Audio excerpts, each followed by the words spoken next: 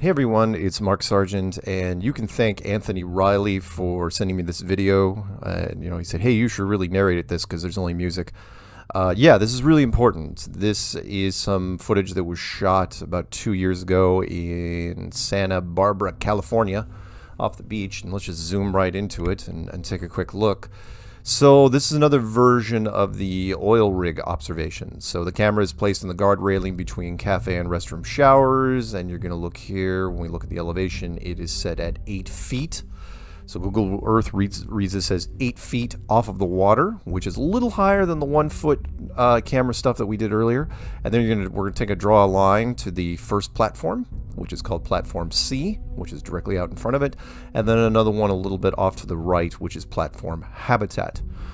And when we pull back and look at the distances of these two, we will notice the curve calculator, just to pull that up real fast.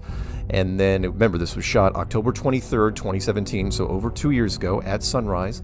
The first one is at a distance of 6.08 miles, platform C. And then the second one off the distance platform habitat at 10.1 miles. Why are these two important?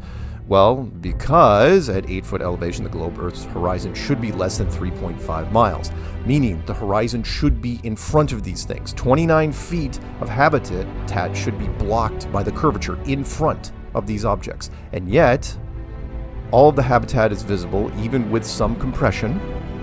And you'll notice, and we'll draw a line here in a second, that the horizon is clearly behind these objects. And what makes this footage and all footage like it so important is that these are static objects, meaning these are not boats. These are always in one place. They're not moving or floating anywhere. And we'll draw the green line on this, and you can see, again, it's not hard to see. Somewhere way off in the distance is the horizon, way further than 10.1 miles. And that should not be. There's no curvature. I mean, and that only happens on a flat world. You will not see this on a curved thing, because eventually these objects should be over the side of the hill. They should be behind the curve. And we just don't see that. These two oil platforms, again, one at 6 and one at 10, are right in front. So tell me optically how that happens. Tell me what atmospheric condition can put the horizon behind these objects. You want to say it's a mirage? Okay, well then if you do that, you can never say that a boat is being chopped in half by the horizon. Because you say, well no, that's real. A boat being chopped in half by the horizon line, with heavy compression and refraction. Oh no, that's real. But this right here, sunrise, couldn't be clearer conditions. Not a cloud in the sky. Shooting off at oil platforms at 6 miles and 10 miles respectively. You can't tell me that this is a mirage. No way. And even if you do say it's a mirage, tell me how a mirage puts the horizon behind the objects. That's the big key here.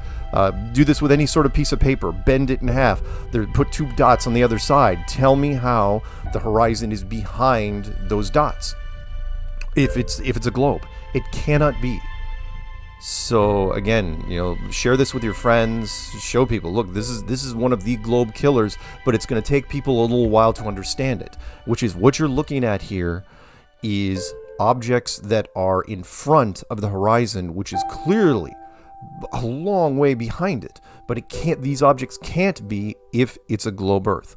Cannot be. The horizon has to be in front of these objects. The curve calculator, which mainstream science declared, that's pretty straightforward. So tell me how that happens. Anyway, share it, guys.